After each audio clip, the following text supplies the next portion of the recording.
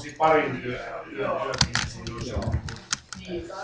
Onhan se silleen, jos on porukkaa, niin silleen, niin kuin sanotaan, että on enemmän kuin 800, niin sitten on niin hyvin kilpailukykyinen tuo hinnoittelu verrattuna noihin hotellilaitoksiin.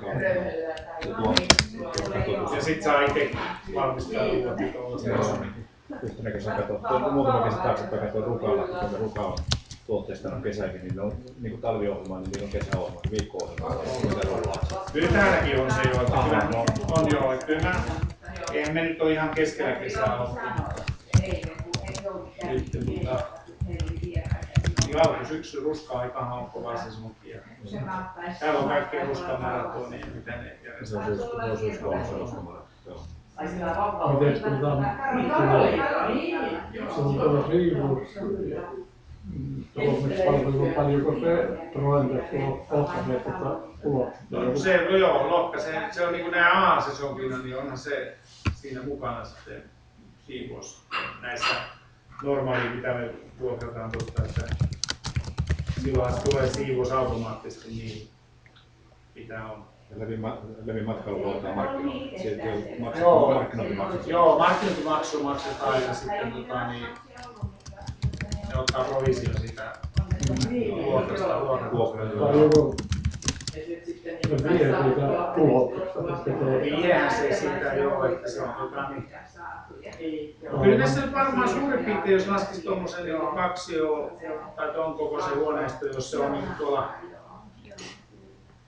niin vuokraat sen eteenpäin tuolla Espoonkin alueella, niin kyllä se aika lähellä samoin menee tuo niin vuoden vuokratuolla. Tietysti täällä nyt on vähän vaikea sanoa sitten niin asuntojen arvon suhteen, mutta nythän tänne ei ole taas niin paljon rakennettu. Nyt tänne, se 2008 vähän leikkasi 2009.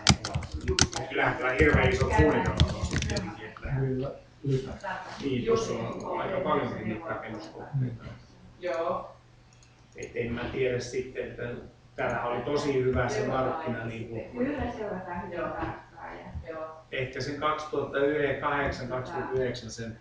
2008 tuli se taantuma. Niin se taantuman kautta. Niin se on niin ollut suurin niin leikkaus. Että sen jälkeen on niin aika nihkeä ollut sitten. Mutta kyllähän niin väkeä käy, mutta ei rakenneta uutta niin paljon.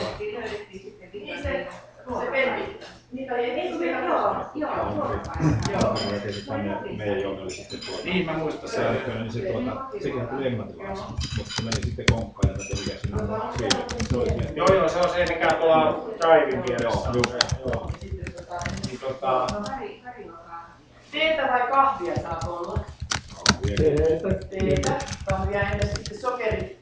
Meillä ei ole hunajaa. Nyt on toisarvoinen. Joo.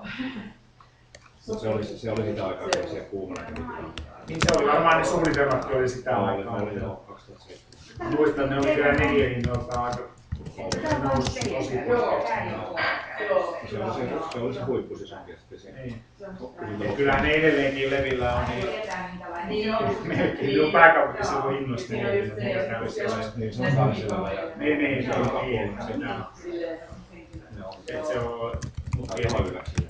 Niin, kyllä Yläksillä on. Kyllä se on niinku...